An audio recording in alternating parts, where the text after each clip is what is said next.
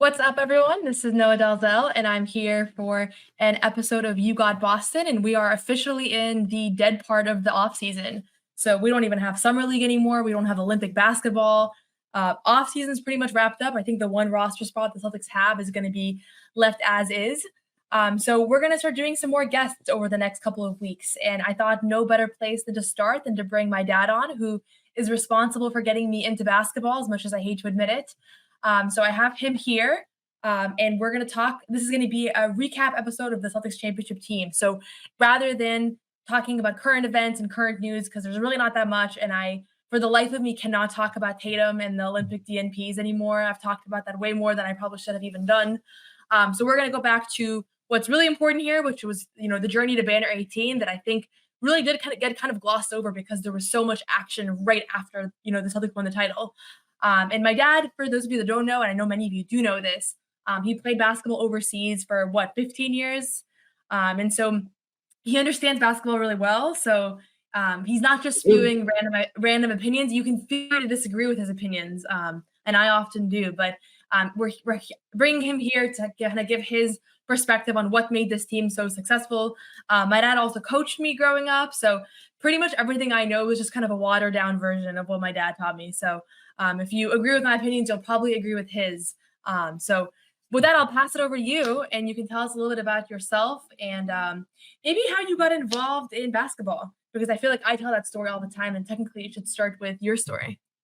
Well, first of all, thank you for inviting me to the show, and especially since there's really nothing going on and you couldn't really find anything else to do right now. It's really a dead time, so I'm happy to be on your show. Well, basketball for me, as it was for you, I saw one of your podcasts and you were talking about your growing up in a kind of basketball crazy family. In my family, you multiply that times 5 when I was growing up, because my dad was a basketball player. He grew up playing basketball in New York City, played high school basketball. He was actually the leading scorer in New York City in 1939 or something like that.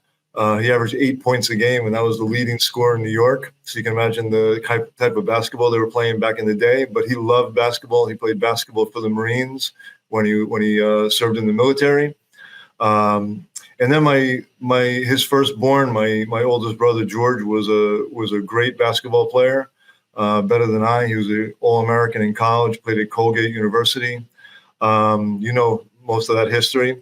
And then he went overseas to play basketball when I was just a little kid. He was 15 years older than I was. So you can imagine when he was 23, I was 8 years old, and he was traveling the world playing for a American national team, sponsored by Gillette, by Pepsi, a few different teams. And that's when I decided I wanted to be a basketball player.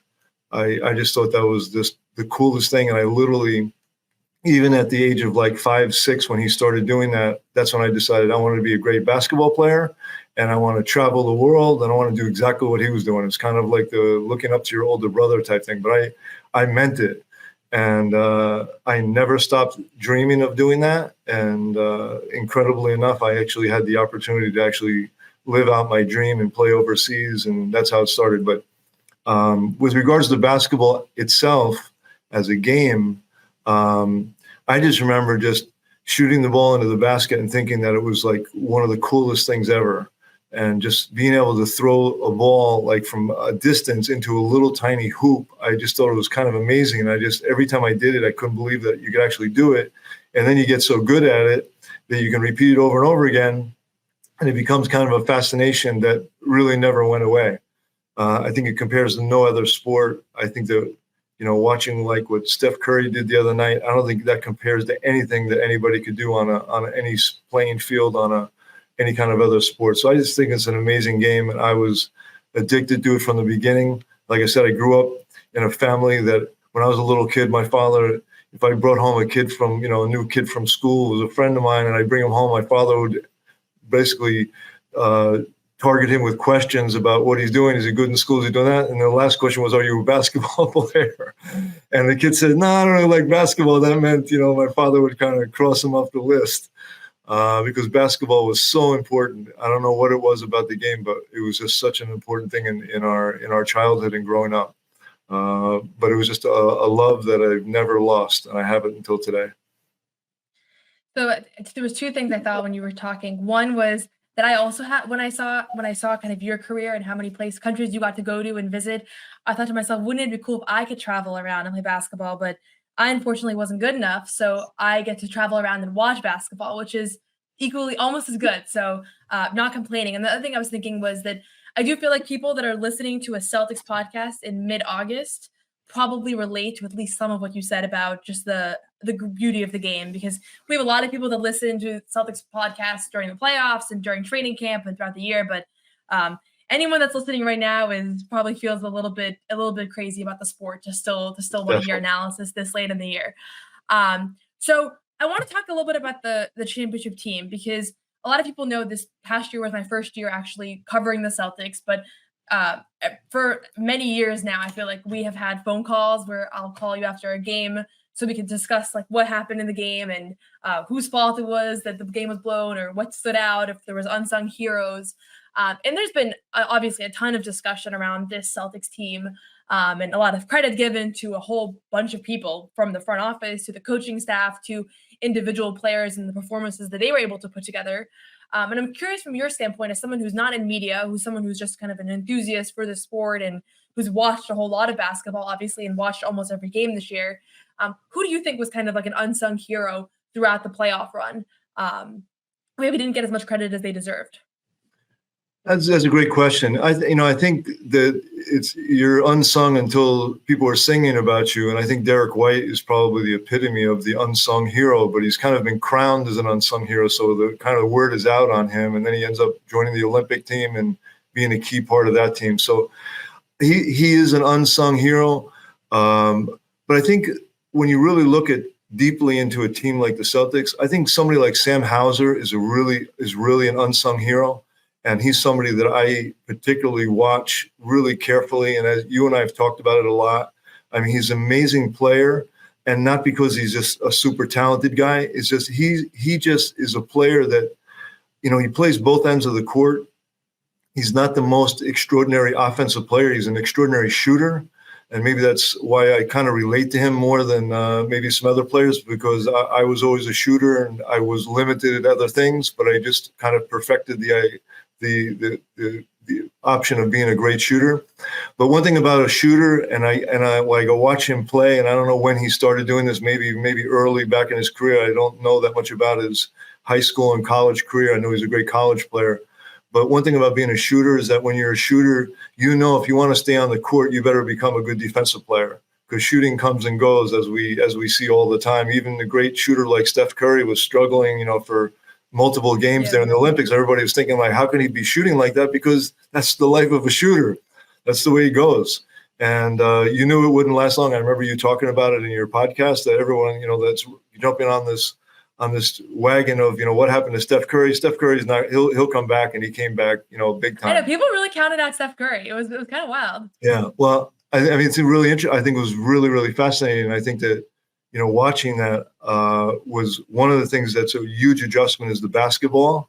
As you know, I always shoot with an international ball, and it's very, very different than the American ball. And also the distance of the three-point shot was totally throwing him out of whack, I'm sure.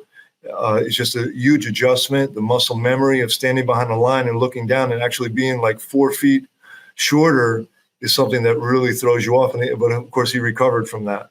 But again, somebody like Sam Hauser, to me, when you go back and you watch the games like you and I have watched them, he does the little things all the time.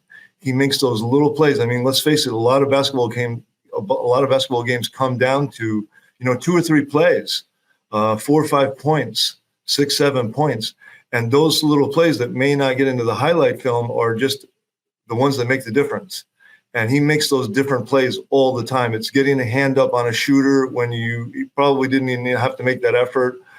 Coming from behind on a defensive play where he missed a shot, but is always the first one back. I think a la Derrick White, which is what he always does. Every time he misses or makes a bad play, he tries to make up for it on the next series. I've seen him do that so many times. But those are the guys that they set the tone for really the rest of the team, even though they're not stars. I think that when someone on the bench is watching what Hauser's doing, and they're going into the game, or even one of the stars that's sitting out watching him do what he does, it has an effect on you, because you start thinking like, I got to do that too. I got to be part of that. I can't be missing a shot and then, jogging back and letting my man score a basket. Now I have double jeopardy on that. I got to get back and do the same thing. And I think that even though it may not have been pointed out so much, I truly think that he's the type of player, among others, Pritchard doing what he does, and all these guys coming off the bench just with super energy every night and giving 100%. That whole bench, what do you call it? The Stay Ready group they call it. I mean, that whole Stay Ready group is an inspiration for the entire team.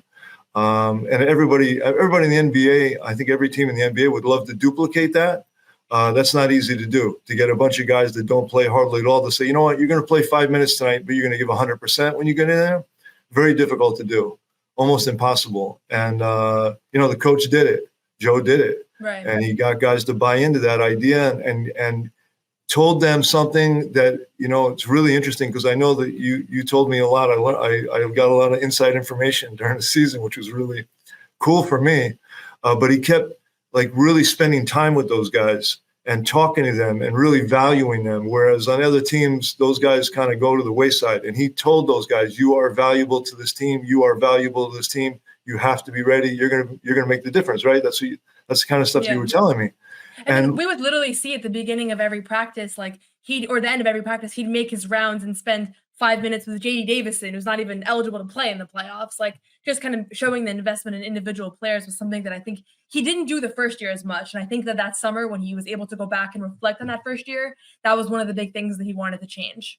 Yeah. And I mean, and look what happened at the end. Look how it paid off for these guys. Right. These guys, they got a championship ring, which every guy in the league would kill to get. And they're all being rewarded with positions on the team, contracts, financial things. Svi signing this big contract. That's not by accident that he got that contract. We were just talking about that the other night. It's not by accident that somebody signed him. A guy that barely played, only played really most of the time. I think, if I'm correct, he played, pretty much when the game was over, he'd get in. Not a lot of valuable minutes. However, he was part of that Stay Ready group with the good attitude, with the winning kind of mentality. And teams looked at that and they said, listen, this guy's been raised in the right place. We're going to take him. And I guarantee, I'm sure that he's going to have a great season and probably a great career coming off the Celtics. And all those guys, Cornette was, again, I know that he was offered, a good contract, but decided to stay with the Celtics organization. All these guys, they were all rewarded for what they did, each and every one of them. So he developed a culture of, be part of this team, buy into it, do your job, really give 100%, and you will all be rewarded. And it worked. And and I think that's the part that people sometimes overlook. So one of my frustrations, I think, with the way the team was discussed and how it'll probably continue to be discussed, is that it gets boiled down to this was a super team. This was a very talented team. And I actually don't think that it was the talent that was what stood out about this group. They did have depth at every position. They didn't really have any major roster weaknesses. So I guess in that sense, the roster construction was good. You had good guards, you had good bigs, you had good forwards, you had shooters. You kind of had everything you needed. But if you just look at talent, this team is not that different from the 2022 team that lost in the finals. I mean, Porzingis was, mostly a non-factor in the playoffs. He played a little bit in the finals, but you could pretty much say they did that without him for the most part. And then the big swap was Marcus Smart for Drew Holiday, and I'm a huge Marcus Smart fan, but I do think that was an upgrade based on how Drew Holiday performed throughout the playoffs. But for the most part, I think it was less about you have so much talent on this team compared to everyone else. And it was more about you have a system that everyone is completely bought into, and everybody knows their role and everybody's willing to play that role. And there were a lot of other teams like the Phoenix Suns. They're a very talented team. We see right now Kevin Durant, Devin Booker, two of the best players in the world. And they got nowhere. And if you go up and down the NBA rosters, it's not unusual to have a very talented team. It's unusual to have a very talented team that pans out exactly how it should on paper. And I think people sometimes forget that. The examples of when it doesn't work out stand out. But the examples of when it does work out, it's kind of just oh, this is a super team. I always thought that the Kevin Durant Warriors were discredited a little bit, because it was like, obviously the Warriors were already so good, Kevin Durant so good, like it was a cakewalk. To me, the fact that they were able to figure that out, to figure out like, how do we make this work despite having so much talent on this team, and keep everybody happy with their shot attempts, to keep everybody engaged. Like, I think that was super underrated. And a lot of times, just because you see a lot of like all-stars and accolades, like it becomes, I mean, even the Lakers, like you have Anthony Davis and LeBron, you're watching them, like, why was this team not any better? But they just couldn't figure out their system, and the other guys couldn't buy into the roles that they had to play. So I think that, maybe as time goes on, people will have more of a chance to reflect on this team, and that'll be more of the takeaway.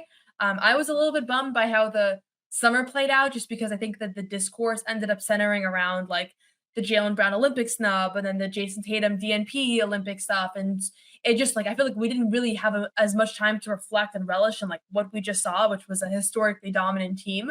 And so that's why I think over the next few weeks, we'll take the chance, on this show, to be able to kind of go back and review various moments, and just kind of reflect on what worked, because the reality is that they're bringing the same team back. And Brad Stevens has talked quite a bit about this, but just because you're bringing the same team back doesn't mean you're going to have the same experience, because now everybody has had that championship ring under their belt. So we'll talk more about that in a moment, but first we will hear very briefly from our friends over at Game Time. I love going to MLB games during the summer. I love going to concerts, games, sporting events, and there's no better way to get tickets to all of those events than the Game Time app. Game Time is an authorized ticket marketplace of Major League Baseball, which makes getting tickets faster and easier. Prices on the Game Time actually go down the closer it gets to first pitch. You can download the Game Time app. You can see any event that you search. You can put the location in, where you're based, see upcoming concerts, sporting events, whatnot, and get the best deals, best prices guaranteed. So take the guesswork out of buying MLB tickets with Game Time. Download the Game Time app, create an account, and use code CLNS for $20 off your first purchase. On top of the fact that it's already a really good deal, download the app, terms apply, redeem the code CLNS for $20 off. Download Game Time today. Last minute tickets, lowest price guaranteed. PrizePicks is America's #1 daily fantasy sports app with over 5 million active members. PrizePicks is the easiest and most exciting way to play daily fantasy sports. Unlike other apps, on PrizePicks, it's just you against the numbers. All you do is pick more or less on 2 to 6 player stat projections and watch the winnings roll in. Get in on the daily action with your friends and become part of the PrizePicks community today. You can now win up to 100 times your money on PrizePicks with as little as 4 correct picks. With PrizePicks, you could turn $10 into $1,000 while watching Team USA rack up the gold medal this summer. You can make a PrizePicks lineup of players across basketball, soccer, tennis, golf, and more in as little as 60 seconds. Just pick more or less on 2 to 6 player stat projections and you're locked in. So personally, I'm excited to watch Team USA compete in these next few games. So download the PrizePicks app today and use code CLNS for a first deposit matchup to $100. That's code CLNS on PrizePicks for a deposit matchup to $100. Pick more, pick less. It's that easy.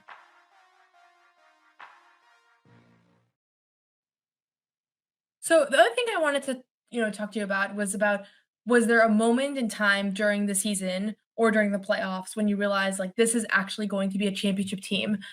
Because one of the things that I found interesting was, obviously this was my first year covering the team, but it wasn't my first year closely following the team. And I feel like it was pretty apparent to me all year that this team had a really, really good chance to win the championship. And generally speaking, and I'm not specifically talking about the Boston media, but just the media in general had this feeling of like, we've already seen this team before. We've already seen that they have really good regular seasons, and then the playoffs come along and they never get it done. And I always thought that was unfair, because it wasn't like they flame out in the first round every year. Like, they've come really close a couple of times. And so that on its own, I think sometimes can be held against you, whereas it should be celebrated that you're, 23-year-old superstar and you're leading your team to the finals. But that was one thing. And then the other, I think people just didn't believe that the regular season dominance was going to transfer over, because they still had issues with crunch time. Like, that was always the discourse. If in a close game, you don't trust this team, you trust whoever they're playing against. And what ended up being really interesting with this roster was that not only did the regular season dominance perfectly translate over, I mean, they were as dominant in the playoffs, literally lost, I think it was 3 games the entire playoffs.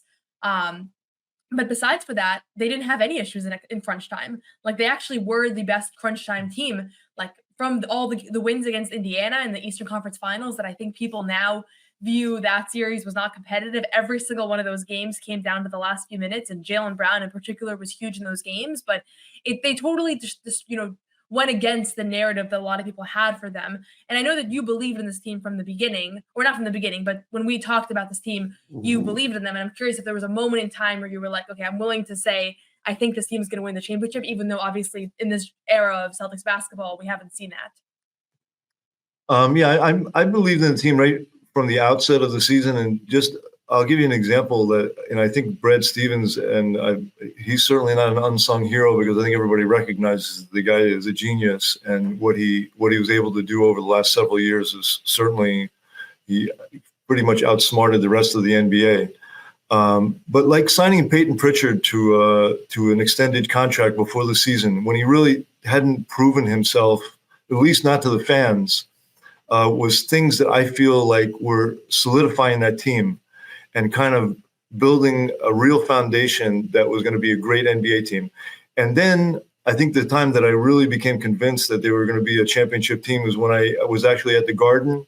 And as you learned by going to all your games this year, which I unfortunately wasn't able to go as many times as you, but it's the dynamic of being at a game, which is why it's so beautiful to be there, is you see things that you don't see on TV, which is like the bench. And I saw the vibe on the bench, which you talk about a lot, and you actually were pretty clever and doing all those videos and showing all the reactions and stuff, all that cool stuff that everybody is probably familiar with. That was what really convinced me that this team was different. Just the way that they were really, it was like watching, it was more like a college team.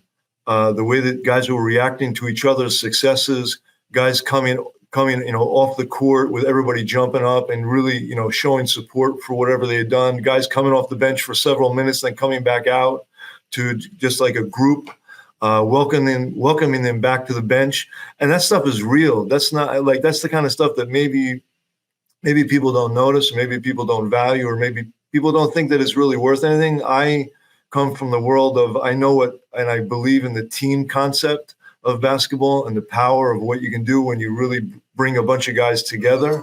And it's something that is just, you can't put a price tag on it. And, I saw that, I witnessed it. And then I saw the way that the team was playing. I saw that the way they bought into this whole system of, basically just sharing the ball, who's ever got the hot hand, that type of thing. I became convinced, and I said it to you several times, if these guys don't win the championship, then I don't know what's going on anymore in basketball. I was really convinced that some injuries, that this team would go all the way. And I mean, they pretty much did it seamlessly, which was, kind of surprising that they weren't really challenged, at least, as a record. But again, the team is a special team, and you can see it. And and another thing that's interesting to me is I don't look at this as a star-studded team, even though there's a lot of accolades and NBA first team and all that. I don't really look at them as a bunch of stars. I look at them as a bunch of really, really great basketball players who figured it out, and they kind of cracked the code on what it is to win. And once you crack that code, you just know that you can do it. And I can only imagine, I wish I could be a fly on the wall in the locker room, like before a game, that, hearing things that none of us will ever probably hear. But those guys went into those games knowing they were going to win. They knew they were going to win this championship. They knew that they were going to do this. I don't think that there was any doubt in their minds. And that's something that's really, really difficult to create. It's really, really tough. So it was just a special group. Yeah, I think that's right. And I think that when we, obviously we get certain versions of their actual perspectives when we ask them questions in the media, but there was a level of confidence that never really wavered. And I think Jaylen Brown was the one player who, after losses, was always the most visibly frustrated. Like after there was a regular season loss where they were up by 20 to Cleveland in the fourth quarter and they blew that lead and they lost. And Jaylen Brown was really, upset afterwards about it and said, it's unacceptable and all that. But by the time the playoffs were rolling along, like even when things weren't going well, like that, they lost to Miami in game 2. And everybody was freaking out. They're going back to Miami, tied 1-1, and they never beat Miami. And, this is going to be another year where they flame out. There was a level of calmness among the players themselves, and especially and including Jaylen Brown, who was the one guy where you could see him go against the grain in that sense. It never wavered. I don't think there was one moment the entire playoff run where this team looked frazzled. This team looked like they maybe had some doubt.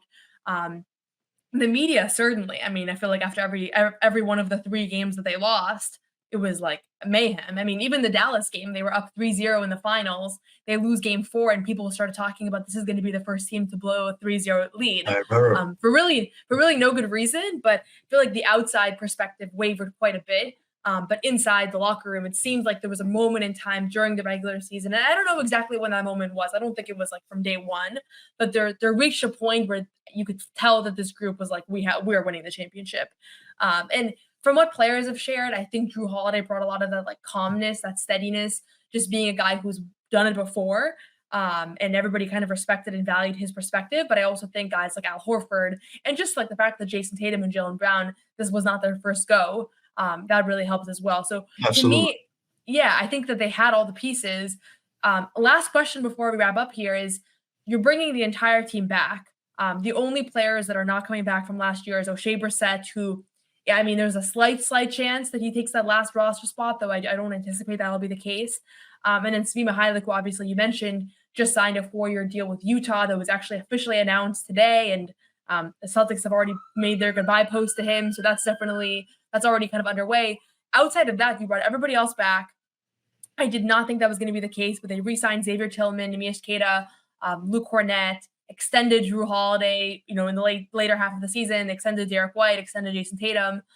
So you just have all the pieces. The only other new piece is the fact that you drafted 2 players, and I don't foresee that either of them are going to be a major on-court factor this year or really have much of a role. That'd be my prediction. But I'm curious if you think that there's a certain risk to bringing everybody back, or if it's kind of a shoe-in that you'll have at least a similar year. Obviously, you can't always expect the health and everything else, but I've heard various perspectives on like the idea that you re-sign everybody and think that, okay, we're going to be able to pick up where we left off, and it's not always as simple as that. I think that the answer to that question is Brad Stevens. I think that anybody that challenges what he's thinking and what his decision making, you can't do it. I think that he's absolutely head and shoulders above most of the general managers in the league right now. And I think that the players that he's put together, it's not accidental that he got these guys together. These are good people.